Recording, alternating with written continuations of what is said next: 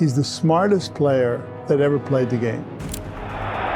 Lakers maintain possession. Followed by Russell. Wilt terrorized anybody that tried to come in the lane and shoot. Barnett goes in and Russell blocks it. Bill Russell's legacy, pioneer of the game. He created the most awesome American sports dynasty that's ever existed. When thinking about NBA records that will never be broken, what comes to mind? LeBron's scoring record? It's good. It's 40,000 for LeBron James, the NBA's all-time leading scorer with another milestone. Wilt's 55 rebounds in a game? Or even Rasheed Wallace's 41 techs in one season? Well, one should be on every list. Bill Russell's ludicrous 11 rings in his 13-year career. But have you ever wondered just how good Bill Russell was? Was he playing against weak competition, or was he just that strong? How did he dominate the NBA? In this video, we're going to have an in-depth perspective on the career of one of the winningest NBA players of all time, the Boston Celtic legend, Bill Russell. In 1969, Bill Russell did something that has never been repeated in the history of the NBA. To win his 11th and final championship with the Boston Celtics as a playing head coach. That's right, the only one in history to win a championship as both a coach and a player. It will never be done again. And you know what's on his hands? More rings than fingers. 11 rings. Who else can live up to that? After just 13 career seasons, Bill Russell has cemented his legacy as the greatest in his era. But how good was Bill Russell really? Let's take a ride down in history, back in 1955, when the young Bill Russell was slowly changing the name of the game. Not in the NBA, but in college basketball. No, Russell didn't play college ball at Kentucky or even UCLA. He played for a little school down in Oakland, the University of San Francisco. Russell joined the Dons as a freshman in 1952 and just won an average of 10 wins per season. Just a pretty average team. The team went years without a gym on campus. They practiced at St. Ignatius High School, a Jesuit school, splitting court time with teenagers coming straight from algebra. The team even played their home games outside of their university, as they do not have any school gyms to play in. They were called the Homeless Dons. Sure, Bill Russell did not join a powerhouse like Kentucky, but the USF did not get George McCann either. Want to gossip? Here's one. Bill Russell could barely make a layup entering college. That's right, Russell was clumsy and uncoordinated. During his first official practice, he could not perform warm-up calisthenics, walking while squatting. A USF coach called him fundamentally unsound. He wasn't that good in his 1 year of playing in high school. His career high was 14 points in his final high school game. He was still sort of figuring out the game of basketball by the time that he graduated from high school. But one thing's for sure, you cannot teach physique. Entering college, Russell was 6'9" with a 7'4" wingspan. He was also pretty agile for his size, which was a big advantage even in today's NBA. Russell could jump higher and quicker than nearly any other big man at the time. So after high school, Bill Russell put in the work. Not offensively, but defensively. He studied how to be an elite defender. He studied offensive players' moves, and he studied how to bother offenses with his freakish athleticism and long arms.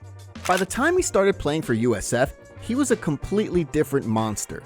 With natural springs on those legs, Russell averaged 18.8 rebounds per game while being an impenetrable fortress inside. Blocks weren't an official stat during that time, but it's believed that Russell would swat 13 blocks on a regular basis. The Dons, coming from a mediocre team, suddenly became a dynasty. Racking up 60 consecutive wins was the longest winning streak in college history at the time. The USF also won back-to-back national titles in 1955 and 1956, with Bill Russell at its core. Bill's legendary stint with the USF was not done after he won those championships.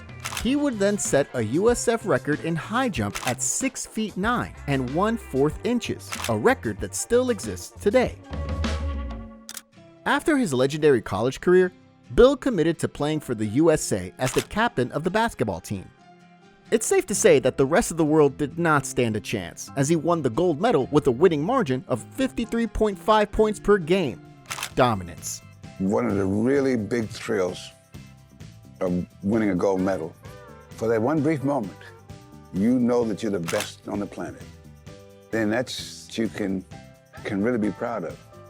In college and on the world stage, Bill Russell was a winner, and his next stop was decided: the NBA.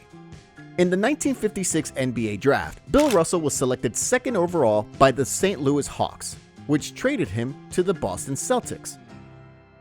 By that time, the league was just 10 seasons old, and the Boston Celtics hadn't even touched the NBA Finals yet.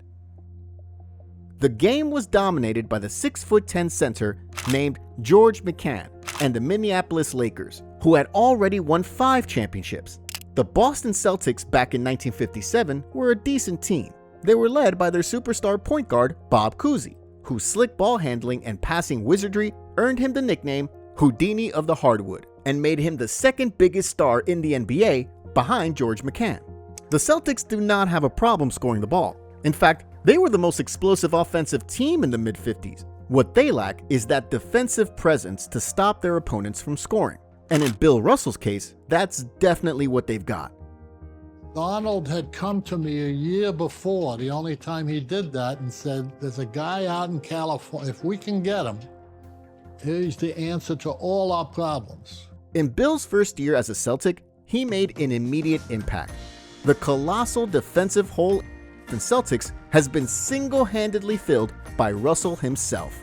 In his first NBA game, Bill Russell impressed the Boston crowd, not with his flashy scoring, but with his man-to-man defense and shot blocking against a bona fide Hall of Famer in Bob Pettit. Russell was a cheat code. Boston utilized Russell in its core and forced their opponents to commit turnovers because they were too scared to attack Russell on the rim, creating opportunities for the Celtics to run down the floor for easy fast breaks.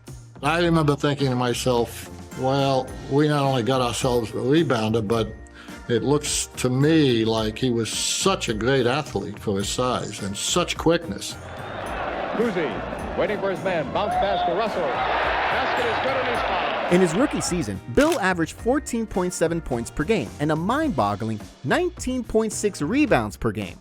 In his first playoff game, Bill tallied 16 points and 31 rebounds. That's right, 31.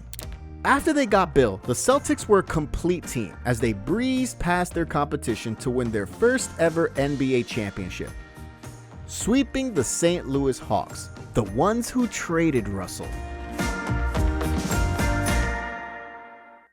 Every year, Bill just gets better and better. He invented what it means to be a modern big man. With Russell holding the Celtic defense on its own, head coach Red Auerbach orchestrated a "Hey Bill" defense.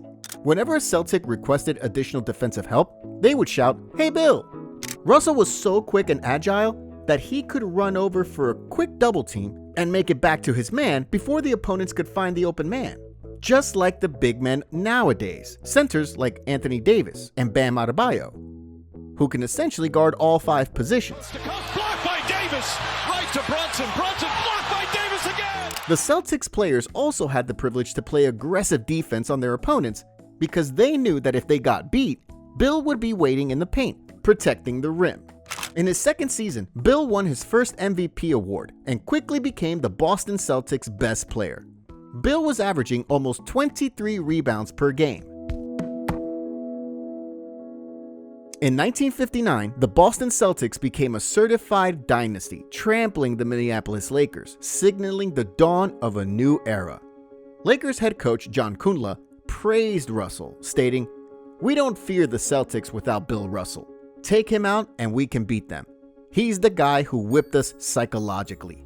Waiting for his man, bounce pass to Russell. Basket is good and he's fouled. The Boston Celtics ran over the league for the next 5 years, dominating guys like Wilt Chamberlain and the San Francisco Warriors, and stopping the dynamic duo of Elgin Baylor and Jerry West of the resurging Los Angeles Lakers.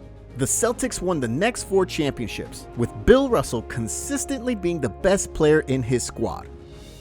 Every single time he had an opportunity to play, he was able to take all of that in focus and put it into the game.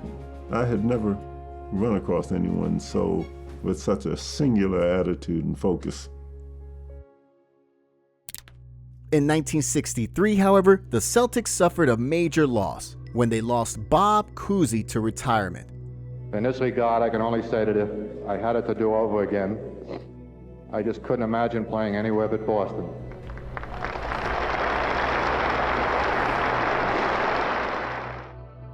But the Celtics found a perfect replacement in John Havlicek.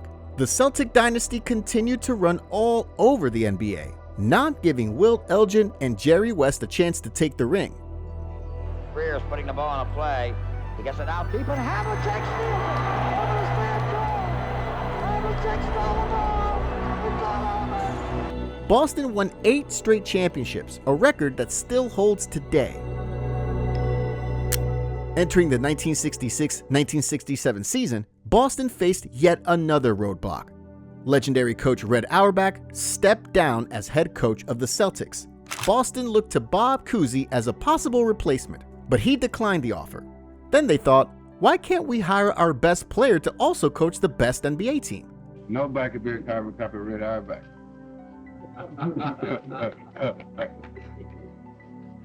I'll have to do it my way. I'm a brickhead too.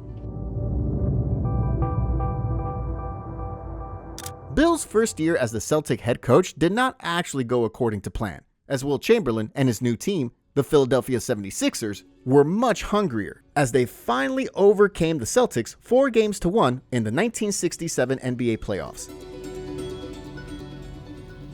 I never made a prediction before. All the years I was here, they used to always say, well, how are you going to do? I used to say, I don't know.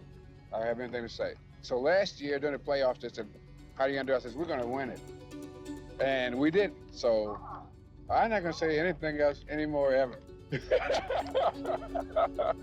In 1968, the Celtics and the Sixers met again in the Eastern Finals, but this time, Bill Russell and the Celtics made history. 15,000 Philadelphia fans witnessed their team bow down as the Boston Celtics became the first team to overcome a 3-1 series lead. I can't imagine, what that's like trying to be great at both roles because they're so different and they require so much energy and perspective and thought. So he's a better man than me. The Celtics faced the determined Lakers squad once again in the 1968 NBA Finals. But the Lakers still have no answer for Bill Russell, as they were once again defeated in 6 games, giving Russell his 10th ring in 12 years. Bill Russell, congratulations on a great game and a great season. Thank you. Did operating as the coach and player take any more out of you this season than the past season? I don't think so. After losing for the 5th straight time against Russell and the Celtics, Hall of Fame Lakers guard Jerry West stated, "If I had a choice of any basketball player in the league, my number one choice has to be Bill Russell. Bill Russell never ceases to amaze me." In Bill's 13th season, however, he faced arguably the hardest part of his career. Russell was shocked by the assassination of U.S. Senator Robert F. Kennedy and disgruntled over the Vietnam War. His marriage also went stale, and he and his wife, Rose, divorced. He was unsettled and believed he was wasting time playing something as superficial as basketball. I'm at a stage in my career where each season is punishment. He became 15 pounds overweight, skipped NBA coaching meetings, and was lacking energy. After a game, Russell even complained about intense pain and was diagnosed with acute exhaustion. Despite all that, Russell put up a respectable 9.9 points and 19.3 rebounds per game, which was just enough to put the Celtics as the 4th seed.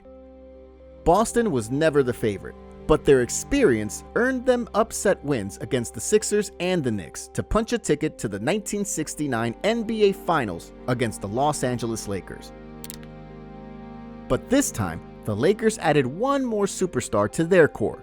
And it's not just any superstar, it's Wilt Chamberlain.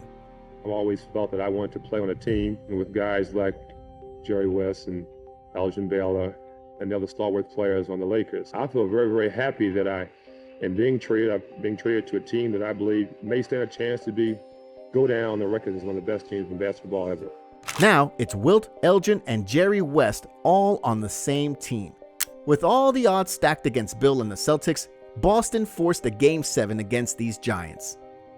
How do you feel about going into another 7th game, this time on somebody else's floor? I've done it before. In Game 7, however, Lakers owner Jack Kent Cooke made a mistake by putting Proceedings of the Lakers Victory Ceremony on the game leaflets. Jack Kent Cooke put out a sheet in all the seats. When the Lakers win the championship, the USC band would play, the balloons in the rafters would fall down. Bill used this as motivation and told his team to play a running game. Sam showed me that, and I said, well, it is humanly impossible for the Lakers to win the game tonight. The Lakers can't beat us. If somebody messes with you, you get angry, and anger takes you to another level. After that's all they needed.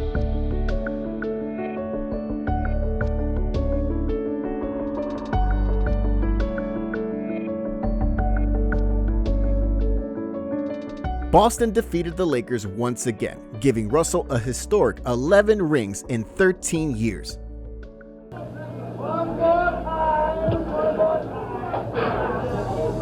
I know it's hard to say what's in your mind right now, Bill, and it must have been a great win. Boy, this is such a great bunch of guys, you know, and it's just been so fabulous the way they played for me, and it sounds all corny, you know, to start talking like that, but I told these guys before the game, I don't care what happens, I wouldn't trade you guys for any guys in the world. After that season, Bill Russell retired from basketball. The Boston Celtics did not make the playoffs a year later, the first time in 2 decades. Ever since, Bill Russell has been considered a legend of the sport, and for good reason. He instilled a modern defensive mindset that is still relevant in today's NBA. Everyone should give him 5% of their contract. Big guys. Seriously. If it wasn't for him, we wouldn't be who we are. He was definitely way ahead of his time, a record holder that will never be broken. Bill Russell allowed the rest of the world to know that if you're qualified to coach, you can coach. Without Bill Russell, I'm probably not coaching. I thank you for this. It's very humbling. What I want to thank you for is letting me come into your life. And the folks that came to the Garden and the fans, you were part of my life. I love you too.